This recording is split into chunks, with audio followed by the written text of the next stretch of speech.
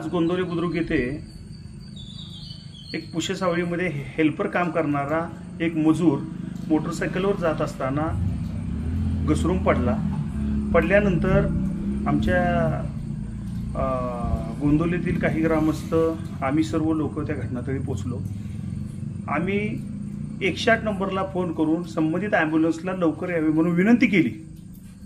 1 तास फोन करून सुद्धा ॲम्ब्युलन्सवाल्यांनी आम्हाला दहिवडीची गाडी मेंटेनन्सला पाठवली, ही गाडी इकडे गेली, ती गाडी तिकडे गेली। अक्षरशः जो पडलेला हेल्पर मजूर रक्ताच्या थारोळ्यात पडला होता।